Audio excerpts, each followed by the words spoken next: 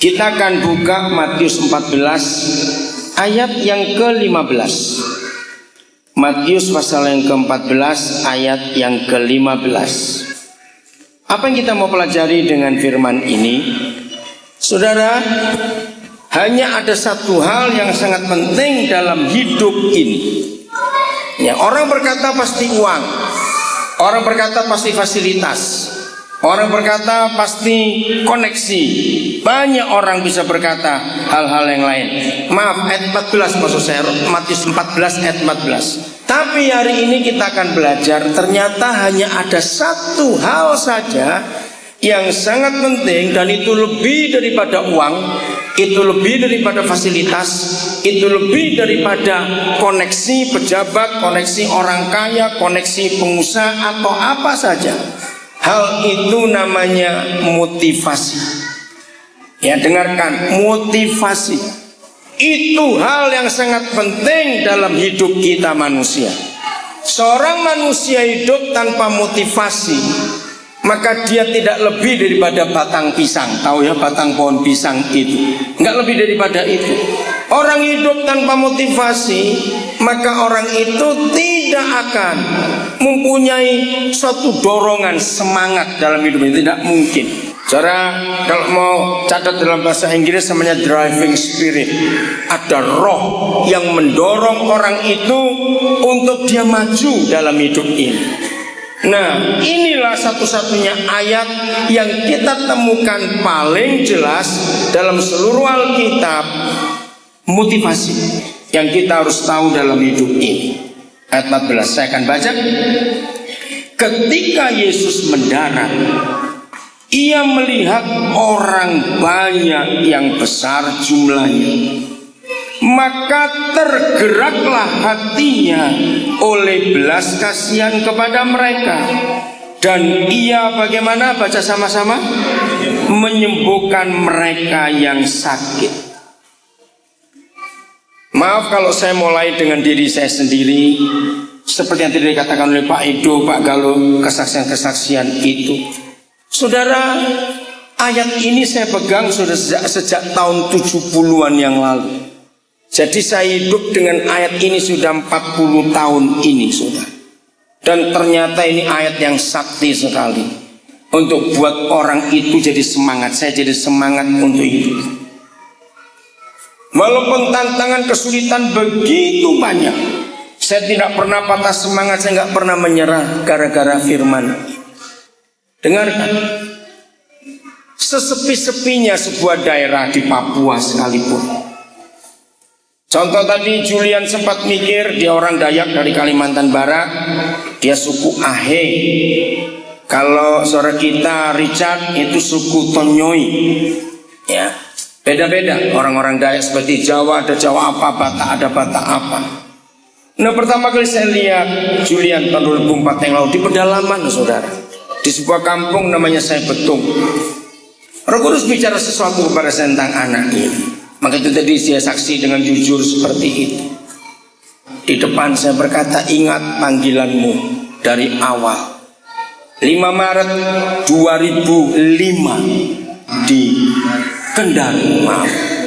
Lalu pras sampai jadi seperti ini. Saya berkata, ingat itu.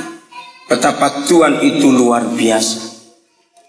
Saudara, saya bisa cerita semua bagaimana saya ketemu saudara dalam cara Tuhan. Saya masih ingat pertama kali Sabto dikenalkan oleh Pak Bambang Haryono dengan istrinya Bu Oni. Ya, dia masih umur berapa? 17-18 waktu itu kamu? Umur berapa? Masih kecil betul.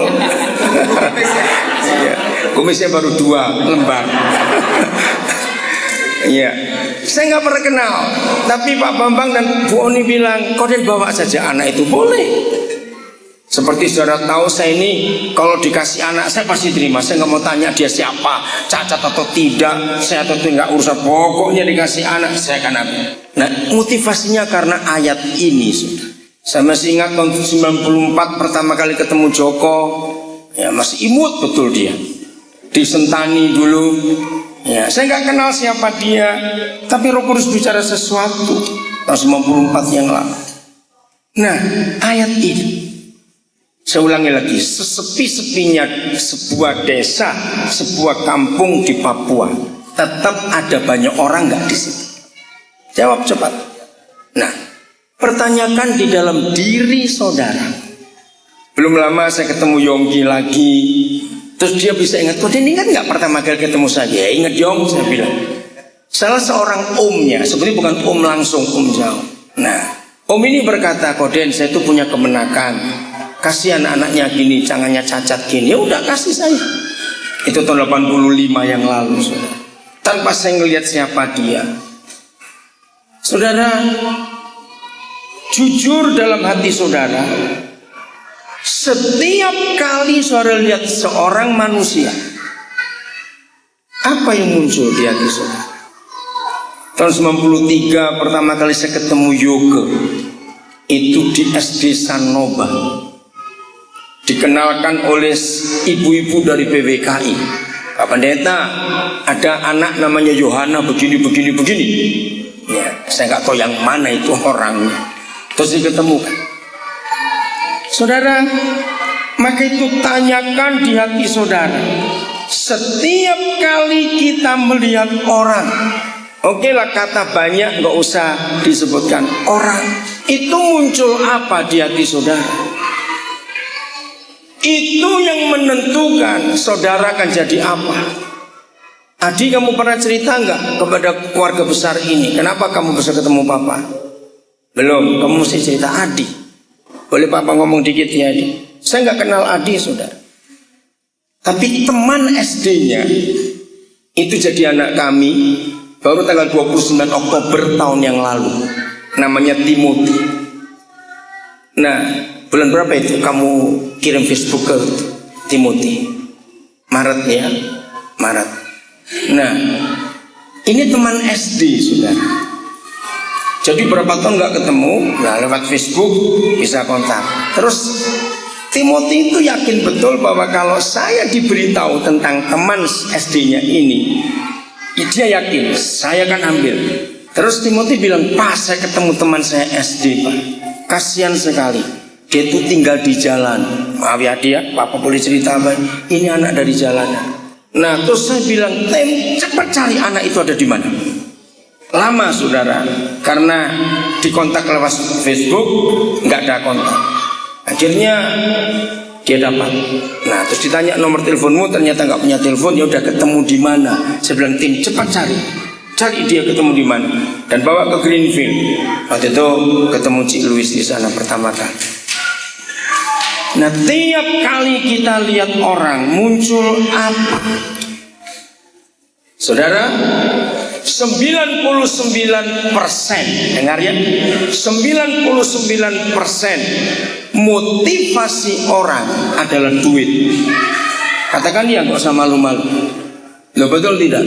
99% motivasi orang itu adalah duit. Ini yang merusak segala rencana Tuhan. Tadi malam 2 jam lebih, saudara, sampai saya bilang orang itu, kamu ganti nomor saya yang lain saja. Ini HP sudah panas terima teleponmu. Dia baru pertama kali ketemu saya itu hari Jumat tanggal 15 Juni yang lalu. Dia sudah lama dengar tentang saya. Dia pengen ketemu. Dia seorang artis ya, seorang seniman. Dia grafik desainnya bagus. Nah, dari temannya lagi yang jadi anak saya, pokoknya saya mau ketemu baik. Nah, jadi ketemunya 15 Juni yang lalu, waktu saya turun dari mana? Timika bukan? Pokoknya saya ke Surabaya dan jemput di Juanda. Nah, sudah. Nah, seharian itu dia ikut saya telepon sini, dia dengerin terus. Nah, karena dia sudah diberitahu, kamu kalau ketemu Pak Daniel jangan banyak tanya, lihat aja dia ngapain. Saya ke ATM, saya telepon, saya begini, terus saya ketemu orang, dia betul jujur, nurut, nggak tanya banyak, ngelihat aja. Ya udah, karena dia diam, saya juga diam, karena dipesan begitu. Ngelihat semuanya itu. 16 dengan Cik Louis kami ke Jakarta, terus 17 malam balik ke Nabiri. Nah, dia memang janji kalau sampai Nabire saya akan telepon. Nah, tadi malam itu dia telepon 2 jam lebih, saudara. Sampai dia kehabisan pulsa juga. Tunggu, saya beli pulsa lagi.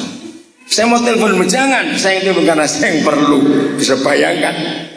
Nah, pertanyaannya, dia bilang, saya menemukan arti hidup sejak ketemu Bapak. Lalu dia mulai flashback apa yang terjadi hari Jumat tanggal 15 itu. Waktu saya masuk ke ATM, saya aja lihat dia saldo saya berapa supaya tahu saya kirim kemana, dia ngeliat. Pokoknya dia mengawasi semua saya buat. Waktu saya telepon siapa dia dengerin. Bayangkan, maaf saya cuma cerita, saya itu punya 4 nomor HP. Jadi dia ngeliat bagaimana saya gantian terima telepon. Terus dia bilang, wah kalau saya jadi bapak bisa mati ini saya. Karena tiap orang telepon kasusnya beda, dia dengar semua. Nah, saya bilang kepada dia, karena dia tanya, coba berikan 1 kata saja, mengapa bapak bisa seperti itu dalam hidup. Saya pertama kali menemukan seorang, dia berkata, yang tidak pernah pusing dengan dirinya sendiri, tapi selalu pusing dengan orang lain. Nah, saya bacakan ayat ini. Maka itu jujur pada diri saudara sendiri. Kalau uang itu jadi motivasi saudara, saudara akan jadi jahat. Ketemu orang, ketemu apa saja, itu akan jadi mesin ATM buat saudara. Bagaimana aku dapat uang dari dia? Bagaimana aku dapat uang dari dia? Saudara, tahun 2012 saya bersyukur kepada Tuhan. Saya akan mensyukuri tanggal 26 Agustus tahun ini 40 tahun saya jadi hamba Tuhan.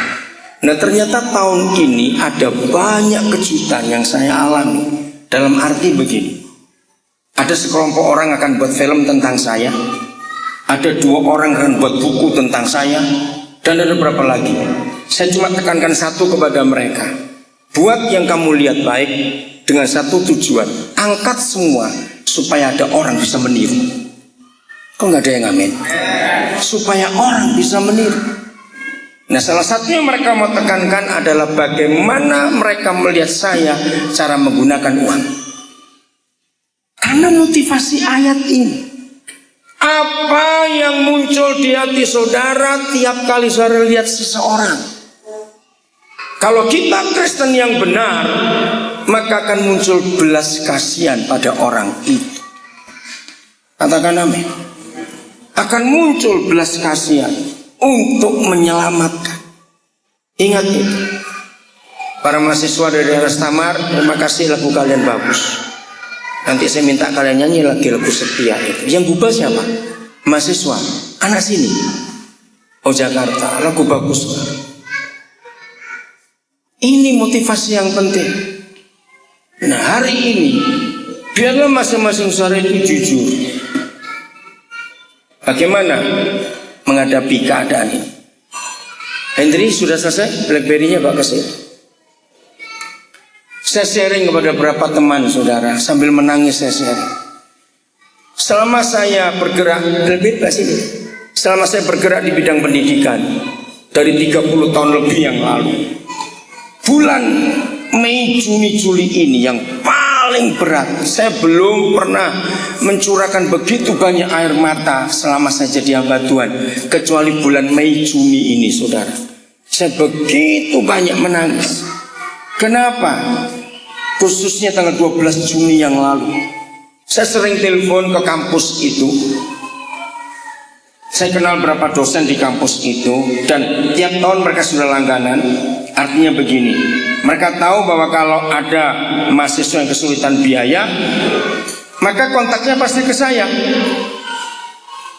Nah, seperti biasa, awal menjelang akhir tahun ajaran, dosen berkata, Koden sudah siap? Siap. Jadi tiap kali pengumuman, kampus ini selalu punya jalur khusus, jalur undangan, ya, untuk anak-anak SMA yang berprestasi. Nah, oke, saya siap, saya bilang begitu. Saya kaget saudara, ketika tanggal 12 Juni yang lalu, saya ditelepon Koden ada 83 anak yang diterima, tapi barang nggak bisa bayar. Murah padahal bayarnya. Saya menangis betul. Nah, saya mau bacakan ini ya saudara. Maka itu ngeri sekali kok melihat keadaan Indonesia ini. Fakultas kedokteran termahal di Indonesia tahun 2011. Ini 2011. Kriteria penilaian 1. Asumsi total biaya selama 10 semester dari sarjana kedokteran sampai menjadi dokter. 2. Total biaya mencapai minimal 300 juta atau lebih. 3. Biaya meliputi sumbangan pendidikan, biaya studi per semester, biaya laboratorium dan lain-lain. 3. Mencakup kelas reguler PTS, kelas internasional PTN, dan jalur mandiri PTN juga. 1. Ini ada berapa belas? Fakultas Kedokteran UPH Universitas Pelita Harapan, akreditasi B, lokasi Lipo Karawaci Tangerang. Total biaya studi 502.250.000. Biaya semester 31.350.000. 2. Fakultas Kedokteran UI Internasional, alokasi Salemba, total biaya studi 425 juta, biaya per semester 35 juta. Nomor 3. Fakultas Atmajaya, Dr. Atmajaya, Universitas Katolik Atmajaya, lokasi Pluit, ya total biaya studi 350.275.000, biaya per semester 18.075.000. 4. Universitas Kristen Maranatha Bandung, ini akreditasi B, total biaya studi 341.530.000, biaya per semester 22.000. 5. Fakultas UGM, Fakultas UGM Gajah Mada, ini biaya studi totalnya 340 juta, biaya semester 20 juta. Yang ke-6 UKI, ya Universitas Kristen Indonesia, biaya studi 328.300.000, biaya per semester 17 juta. Yang ke-7 Untar Tarumanegara, ya biaya studi 328 juta, biaya per semester 15.350.000. Ke-8 Trisakti, total biaya studi 322.500.000, biaya per semester 17 juta. Yarsi, saya nggak tahu singkatan apa ini, lokasi Cempaka Putih, biaya studi kedokteran 312 juta, biaya per semester 14 juta. Waktu saya dapat berita ini saudara, saya langsung berteriak. Berarti untuk tahun-tahun yang akan datang di Indonesia ini, orang miskin di bangsa Indonesia kalau sakit cuma tunggu mati saja.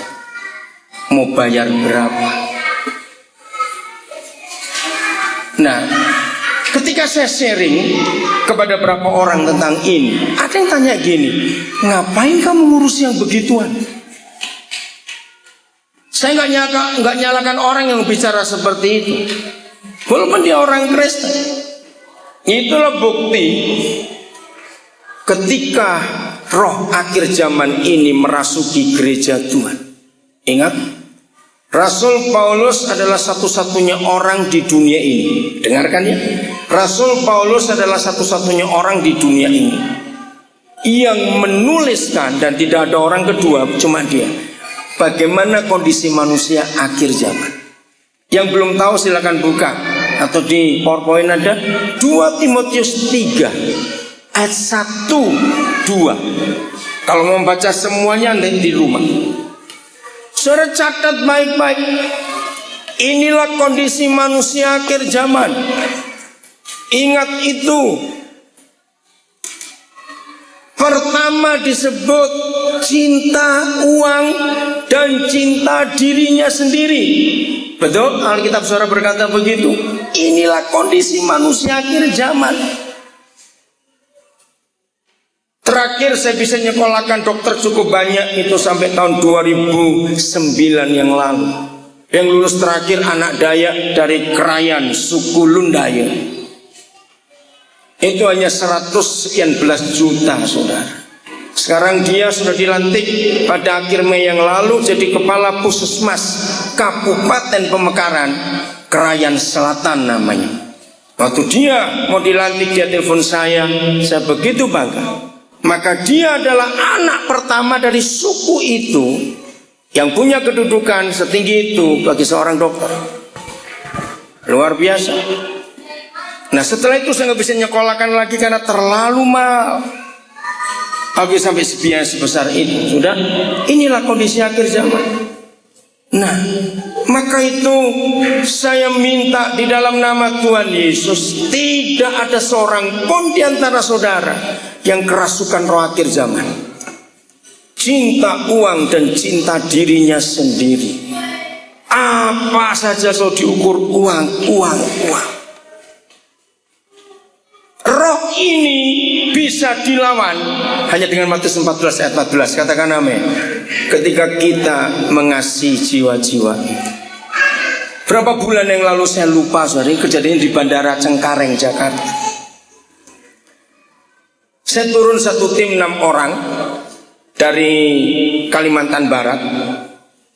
Nah salah seorang itu lapar karena kami naik Lion nggak dikasih makan. Perjalanan kami dari kampung, kami harus berangkat jam 2 subuh, ya, itu ke Kabupaten Landak untuk mencapai Pontianak pagi karena pesawatnya itu jam 7. Dia harus berangkat subuh. Nah nggak sempat makan.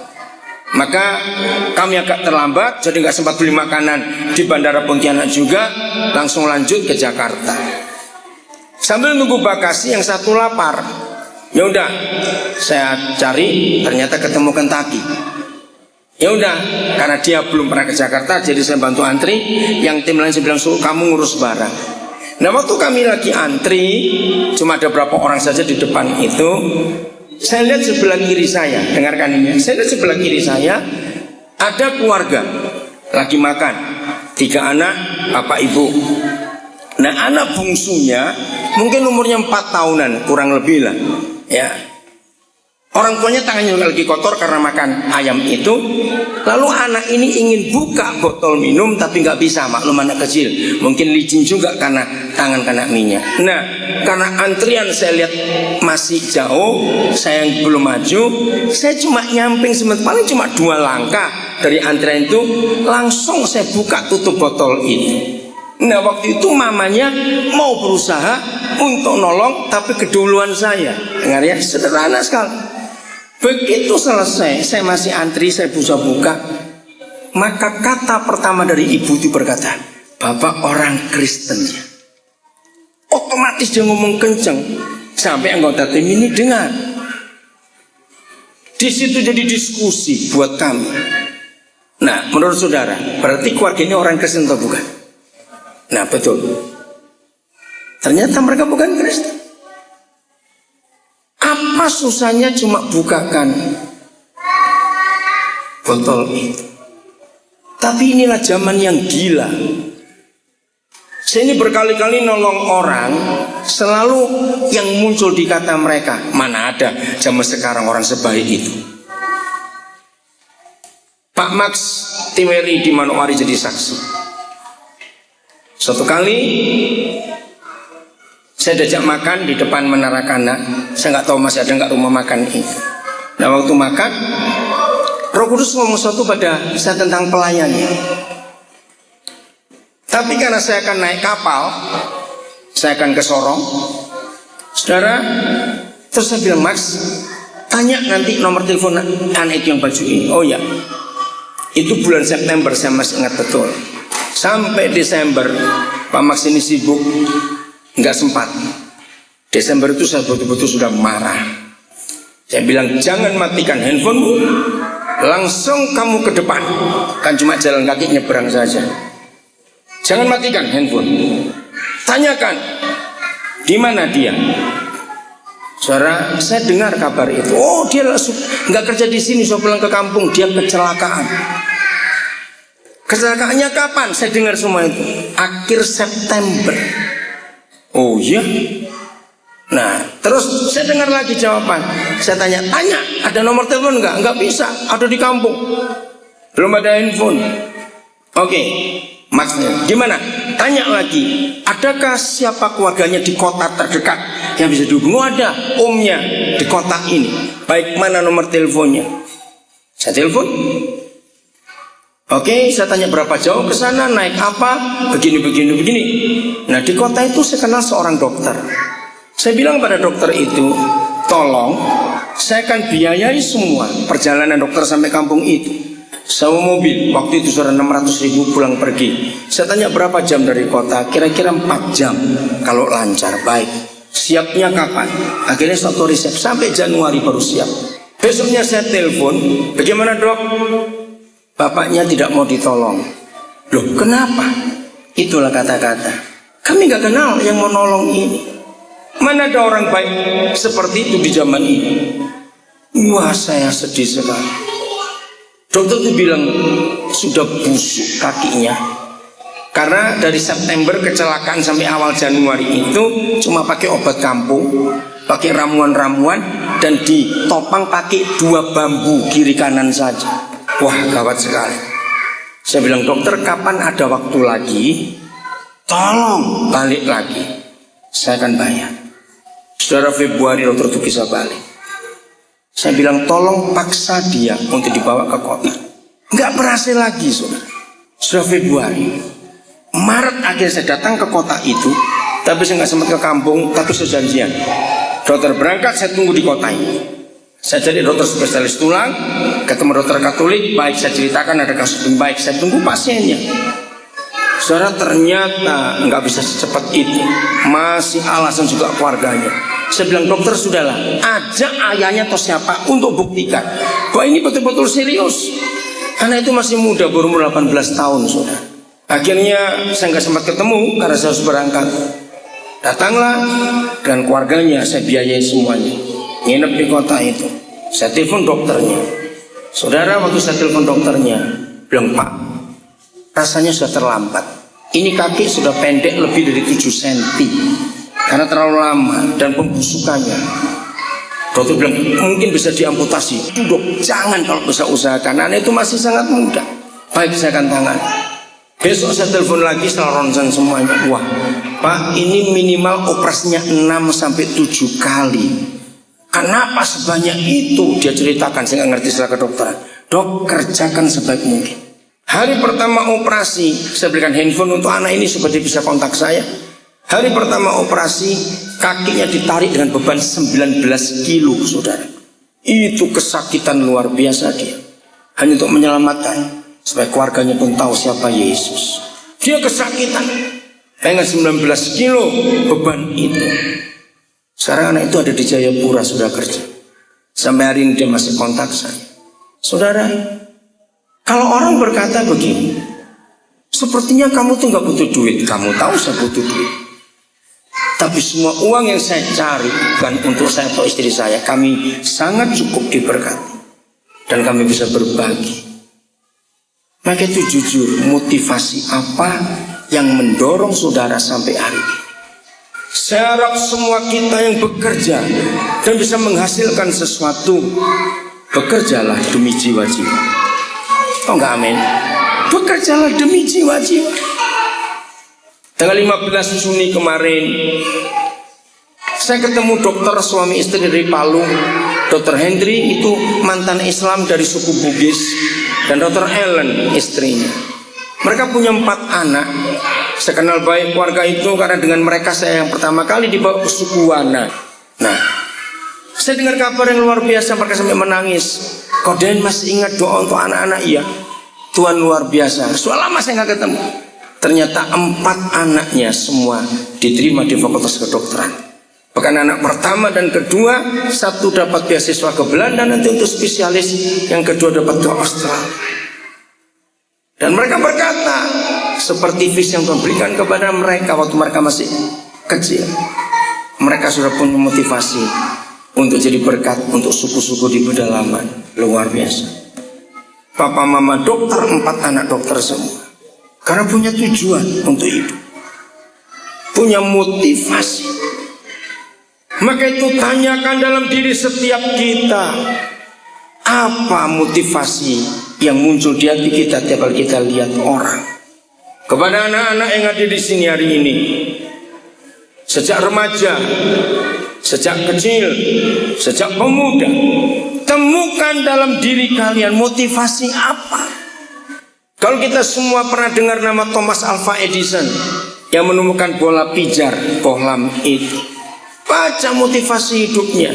Dia cuma punya rasa kasihan kepada petugas kota Kalau musim salju belum ada lampu waktu itu, listrik sudah ada, tapi lampu belum ada. Thomas Alva Edison yang masih muda melihat mereka di tengah badai salju, mereka harus tunggu lampu, tunggu kalau mati kena badai nyalakan lagi. Nah, Thomas Alva Edison mikir bagaimana caranya supaya orang-orang itu nggak susah payah seperti itu. Juga orang yang lewat tengah malam nggak sampai tabrakan karena tetap ada lampu. Dia mikir otak. Listrik sudah ditemukan waktu itu, tapi belum ada lampu. Gara-gara dia melihat orang banyak yang begitu susah, maka dia bisa menemukan bola pijar. Dan kita masih ingat berapa 1000 kali lebih dia buat penelitian itu dan dia gagal. Tapi dia nggak pernah putus asa, dia mencoba terus. Jadi hari ini kita belajar biarlah motivasi ini ada dalam hati kita semua. Tiap kali kita lihat orang muncul apa. Saya cerita satu lagi, saya belum pernah cerita ini di sini. Saya masih ingat tanggalnya 4 November tahun 2010. Salah satu anak saya di Makassar namanya Derry. Toto dia telepon saya, "Papa, saya mesti buat apa?" Sambil ngos-ngosan. "Kamu itu kenapa?" saya tanya. "Saya belum pernah lihat orang sesusah ini, Pak." "Kenapa orangnya?" Ternyata dia baru isi bensin. Dia lihat yang melayani bensin itu mukanya susah sekali. Saya parkirkan mobil saya dulu. Terus dia cerita, Pak, anaknya 3. Yang bungsu meninggal Februari 2009 karena leukemia. Laki semua 3-3 karena gak punya uang. Dia cerita, ya kami tunggu dia meninggal habis gak punya uang. Anak sulung mereka meninggal pertengahan 2009 kalau tidak salah, 2010 maaf, karena narkoba kena AIDS. Jadi tinggal satu bukan anaknya. Yang nomor 2 sekarang sedang sakit. Kami gak bisa apa-apa. Pas saya mesti buat apa? Saya bilang, cepat kamu minta izin ke bosnya. Kalau boleh dia pulang, ajak dengan mobilmu bawa ke dokter. Dokter mana Pak? Gak tahu saya. Papa mana tahu dokter Makassar, kamu yang tahu. Saya bilang begini, kalau kamu sudah sampai dokter itu, beritahukan Papa. Papa mau bicara pada dokternya. Dokternya namanya nggak salah Jaya Konli, di dekat Gor Cendrawasih. Saya tunggu hampir 3 jam. Telepon itu bunyi. Saya bicara pada dokter, "Dok, saya akan tanggung semua biaya pasien ini. Boleh tahu nggak sakitnya apa?" Dokternya bilang gini, "Kalau 30 menit terlambat bawaan ini out." Dia bilang gitu. "Kenapa, Dok?" "Saya nggak bisa mengetahui, tapi ini parah.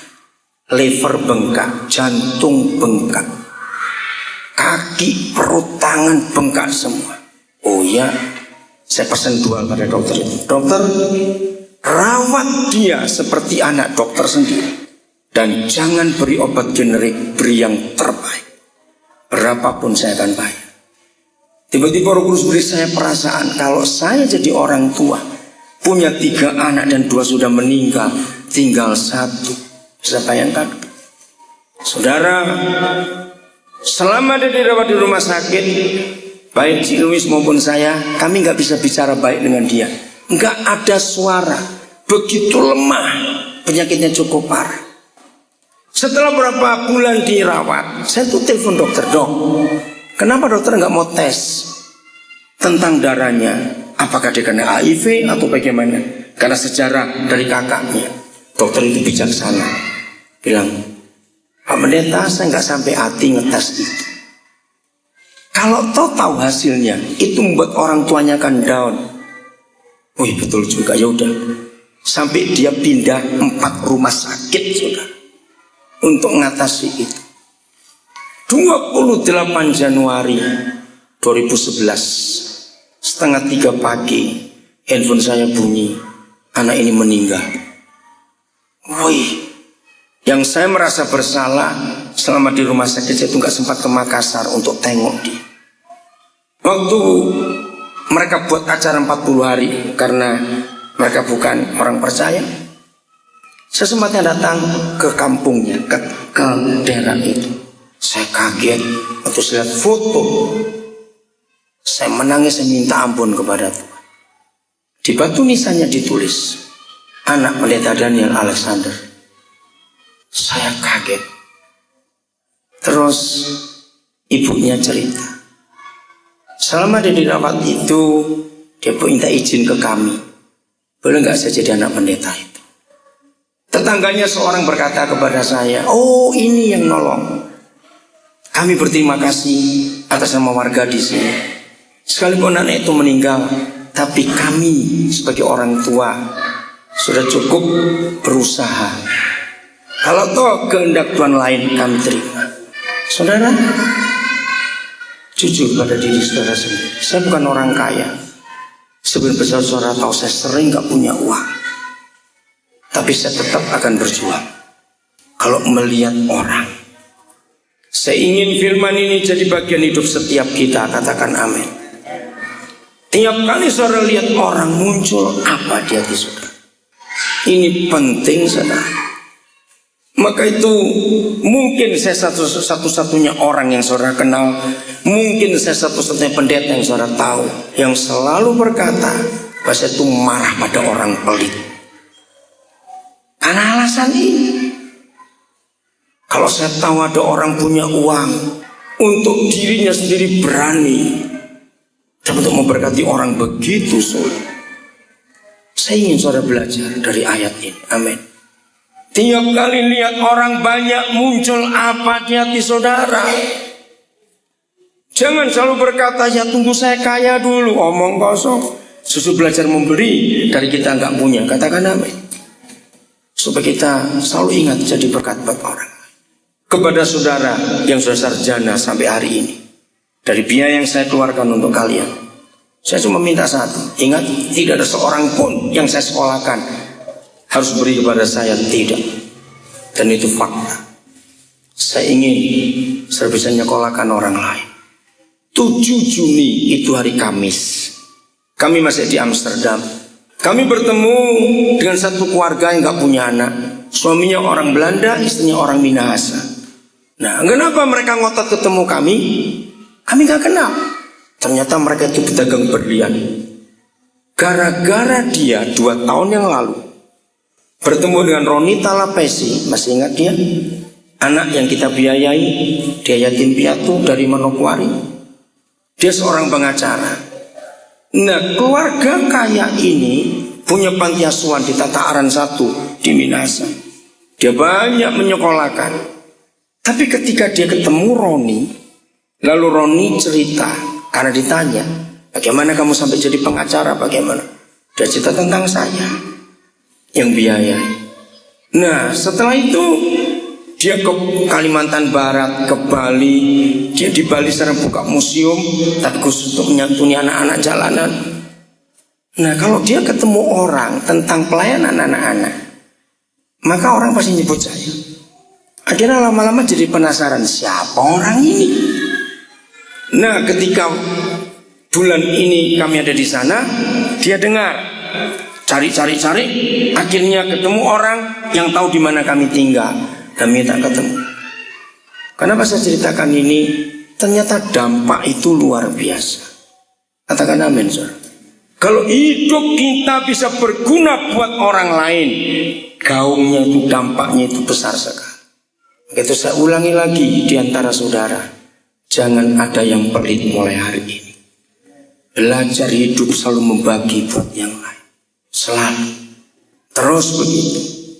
Sampai semua orang diberkati. Ayat terakhir.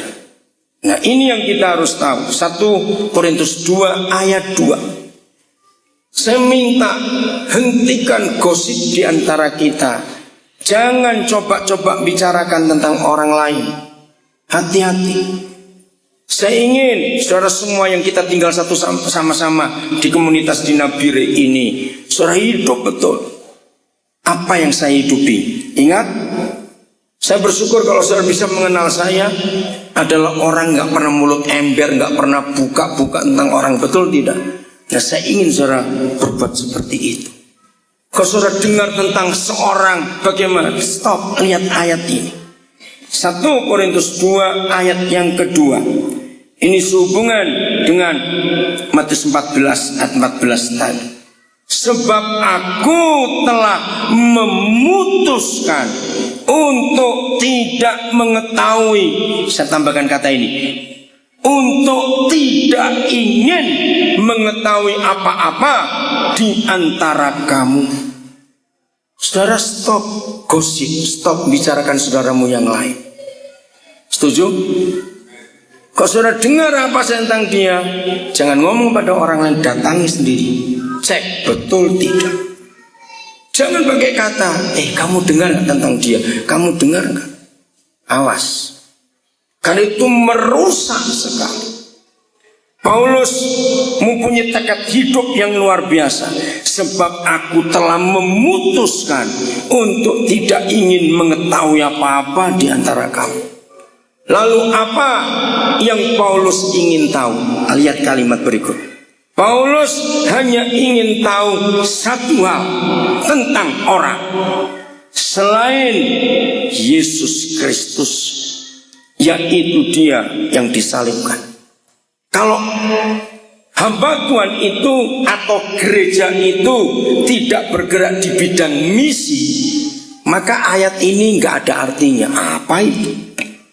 Tapi orang misi akan tahu ayat ini. Hati saya adalah di misi, yaitu penjangkauan jiwa-jiwa yang belum diselamatkan. Tadi Adi bicara kepada saya untuk minta dibaptis, karena dia bukan dari latar belakang Kristen. Dia bukan Kristen. Orang yang kenal saya, mereka tahu saya nggak mau tahu agamanya apa. Minggu siang 3 jam saya diwawancara. Pimpinannya profesor, saya lupa siapa nama, orang Islam. Siapa? Renal Kasali. Saya nggak kenal. Nah, rupanya saya hubungi Pak Edo dulu, karena profesor ini akan nulis buku tentang social entrepreneur. Jadi orang-orang Indonesia yang bergerak di bidang sosial dan beda usaha. Nah, profesor ini mendengar tentang apa yang kita buat. 3 jam di wawancara. Ternyata wawancaranya melebar, saudara. Ya karena dari satu nyambung satu, kok jadi begini. Nah, penekanannya justru ini yang kami cari. Bapak seorang rohaniawan Kristen, seorang pendeta, tapi bisa nolong orang-orang beragama lain. Nah, ini yang kami akan angkat nanti. Saya bilang kepada dia dalam sebuah filosofi itu, Pak, kita hidup di bawah langit yang sama. Kita hidup menghirup udara yang sama. Kita diciptakan oleh Tuhan yang satu. Untuk apa kita beda-bedakan? Saya sudah 4 kali diminta oleh kelompok kebangsaan di kota Cirebon untuk saya hadir berbicara, tapi waktunya selalu nggak tepat. Tadi ini saya putuskan nggak bisa. Tanggal 7 Juli minta, nggak bisa. 7 Juli itu klimaks dari acara 25 tahun pesat. Itu dibuat di Cipanas. Nah, saya nggak bisa duduk, nggak bisa. Kenapa kelompok itu minta saya? Karena mereka lihat saya. Bagaimana saya bisa menolong banyak orang yang nggak cuma dari satu agama atau satu suku? Enggak. Karena ayat ini. Jadi begini, arti kalimat terakhir. Selain dari Yesus Kristus yang telah disalib untuk kamu, artinya begini. Aku nggak mau tahu menau tentang kamu. Entah kamu maling, entah kamu pezina, entah kamu orang narkoba, atau apa, nggak mau tahu. Aku cuma mau tahu satu. Kalau kamu belum tahu Yesus itu mengasihi kamu dan mati untuk kamu, itu juga saya beritahu kamu. Yang lain urusan. Katakan amin, saudara. Semua kita harus punya konsep ini. Aku telah memutuskan untuk tidak ingin tahu apa tentang kamu. Saya baru pulang dari Timika. Saya cukup kaget. Ya, saya selalu berkata, siapa yang ngomong? Saya selalu begitu. Maka itu stop, saudara. Jangan ngomong tentang orang lain. Berhenti. Justru lindungi saudara. Saya ingin saudara belajar sikap saya. Bagaimana saya bisa melindungi orang-orang bersalah? Bukan melindungi artis setuju. Lihat apa yang sudah dibuat oleh Pak Aidon yang lain. Ayo yang lain niru. Selalu begitu. Amin. Maka Injil akan diberitakan kemana-mana. Jadi simpan motivasi ini. Setelah saudara lihat orang lain, muncul apa? Tanyakan, jujur. Yang punya motivasi uang bertobat hari ini. Tadi pagi Pak Edo bicara tentang yang di TOP, Yayasan Pendidikan Jaya Wijaya yang ada di Timika. Satu kalimat yang Pak Edo katakan, intriknya banyak sekali. Nah terus saya ngomong, nah itu dia dengan yayasan itu kaya karena itu di bawah Freeport. Uangnya miliar sudah. Nah saya bilang pada Pak Edo, ingat, di mana ada uang, di situ pasti ada setan. Saya ulangi, di mana ada uang, di situ ada setan. Maka itu di mana ada banyak uang, di situ kekacauan terjadi. Dan itu Tuhan Yesus sudah berkali-kali berkata. Kenapa? Nah tadi malam dalam saya diajak bicara hampir 3 jam itu, saya cuma bilang begini, ingat, duit itu nyawa. Nyawa itu duit. Karena Yesus berkata, sebab di mana ada hartamu, di situ ada hatimu, itu hidupmu. Nah orang yang kalau uang itu, jadi saya berkata, saya uang bukan nyawa saya. Maka itu saya nggak pernah sayang uang. Saya nggak pernah takut kehilangan uang. Maka itu uang itu kalau ketemu saya jengkel karena saya nggak pernah sayang dia. Katakan amin, saudara. Jadi begitu nyawa diusik akan bela diri dong. Karena itu nyawa. Maka itu kalau saudara belum kaya, ingat supaya besok kalau kaya sadar. Betul? Uang itu jahat sekali kalau kita tidak gunakan untuk menyelamatkan jiwa-jiwa. Amin kan cepat. Uang itu jadi jahat. Suami istri bisa berantem gara-gara uang. Jadi ingat itu. Awas yang baru-baru menikah, jangan bicara khawatir tentang masa depan. Bagaimana? Anak belum ada aja soalnya nyiapin duit buat anak sekolah. Ngapain? Jauh-jauh dipikirin. Saudara, gunakan uang yang ada untuk nolong orang di sekitar saudara lebih dulu. Nggak usah takut. Ingat Tuhan Yesus berkata, kalau saya pakai bahasa modern, jangan depositokan uangmu di bank dunia. Karena ada pencuri, masih ingat itu? Ada karat, ada ngengat yang makan. Depositokan uangmu di kerajaan surga. Yang nggak ada pencuri, nggak ada karat, nggak ada ngengat.